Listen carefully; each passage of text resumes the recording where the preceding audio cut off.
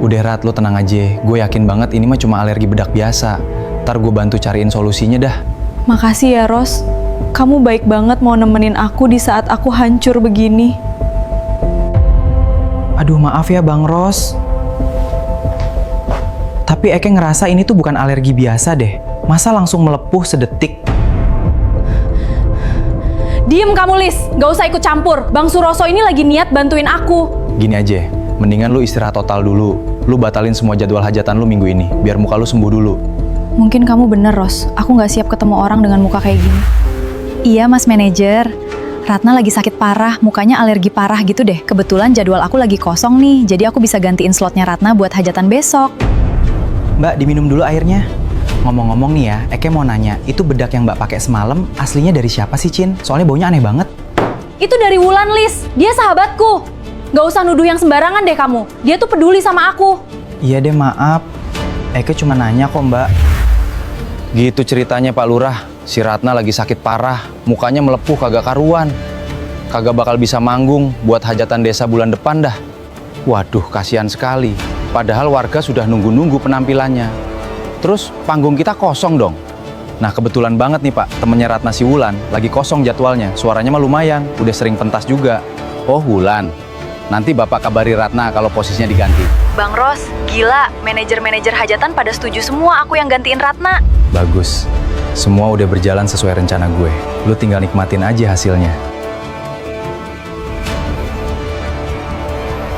Buset dah, ini bedak apaan baunya begini? Kayak bau tanah kuburan campur kemenyan.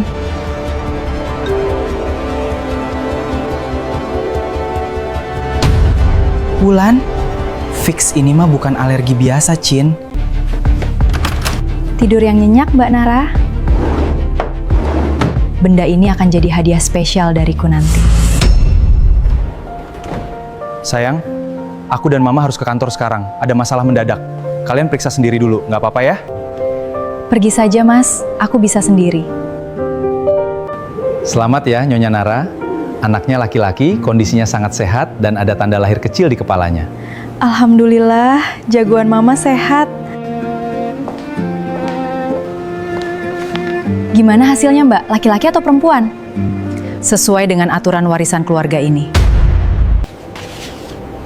Ini cukup untuk membayar semuanya. Apa yang Nyonya inginkan dari saya? Nanti di kertas hasilnya tulis saja anak saya laki-laki, apapun yang terjadi. Nyonya, anaknya perempuan, saya tidak bisa sembarangan. Saya sudah membayar dokter sangat mahal, lakukan saja apa yang saya minta. Posisinya, saya tulis sedang menutupi jadi seolah-olah laki-laki. Rahasia ini aman bersama kita. Alhamdulillah Mbak, anakku juga laki-laki. Mas Dimas pasti seneng banget punya 2 anak jagoan. Kamu bener-bener pembohong yang buruk, Cinta. Kebohonganmu pasti akan terbongkar. Rizal, rencana kita harus diubah. Saat bayinya lahir nanti, aku mau kamu mengambil bayi laki-laki milik Mbak Nara untukku. Mencuri bayi orang? Nyonya, itu kejahatan besar. Saya nggak berani ambil risiko seperti itu. 500 juta rupiah Rizal.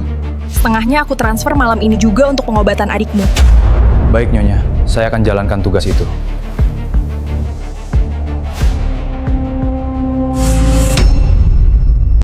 Halo Mas, Assalamualaikum. Kamu apa kabar?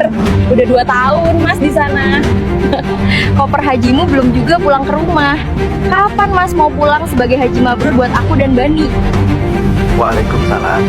Sahabat D, menjadi tamu Allah itu tidak sebentar. Mas ingin berlama-lama mengabdi di sini. Mas sekarang lagi coba rintis usaha di Mekah juga, supaya gelar haji Mas ini bawa berkah modal buat kita. Tapi Mas butuh uang tambahan lagi sekarang. Mas, dulu izinnya cuma mau naik haji pakai uang tanah warisan Bapak. Sekarang Mas malah mau buka usaha. Uang dari mana lagi Mas? Aku sekarang jualan asongan di jalanan cuma buat kirim Mas modal setiap bulan. Kamu jadi istri, kok hitung-hitungan sama suami yang lagi di tanah suci? Mas di sini juga susah. Cepat transfer, atau Mas gak akan pernah pulang selamanya. Sayang, sayang, abis ini temenin aku cari tas baru ya, buat dipakai pas silaturahmi lebaran. Apapun buat istriku yang paling cantik. Mas Gavin, tapi suaranya tadi Mekah. Ternyata asrama hajinya pindah ke kafe ini ya, Haji Gavin. Siapa sih sayang? Pengemis, bau banget matahari. Nara, kamu kok ada di sini? 2 tahun aku hidup menderita, jual tanah warisan bapak demi biaya kamu naik haji. Ternyata gelarmu cuma kedok buat nipu istrimu dan foya-foya sama pelakor ini. Oh, kamu istri yang dibilang udah mati itu? Heh, lihat kaca dong. Pantes Gavin cari yang lebih seger daripada sama asongan kayak kamu. Bulan suci kamu pakai buat menipu. Aku minta cerai sekarang juga, dasar haji palsu. Kalau kamu mau bikin animasi seperti ini di CapCut, caranya mudah. Masukkan prompt gambar, generate, pilih image-nya, setelah itu buat image to videonya. Gampang banget kan? Ayo coba sekarang.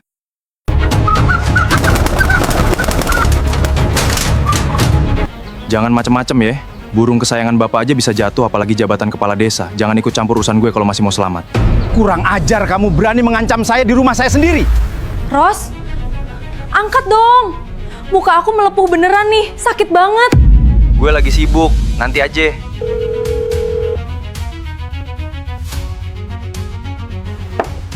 Ada 2 kotak bedak yang sama. Satu dari Ratna korban pertama, satu dari yang mau jadi korban kedua.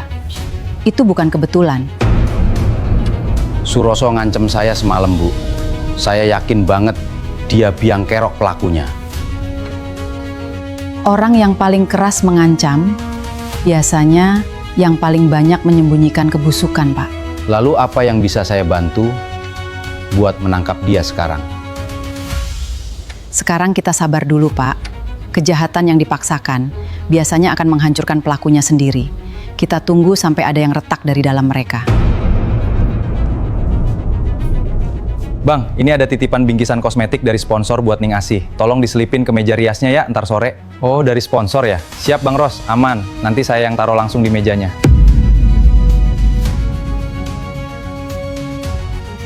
Ning, ingat pesan ibu, kalau ada hadiah yang disiapkan orang lain di sana, jangan langsung dipakai. Baik Bu, Asi janji bakal hati-hati dan lapor Ibu. Loh, kok ada beginian lagi di meja aku?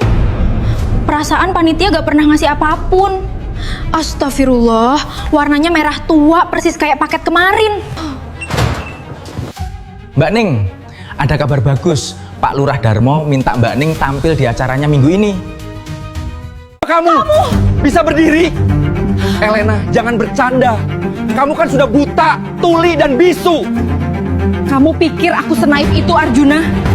Aku melihat setiap detik wajah menjijikan kalian saat menjarah rumahku.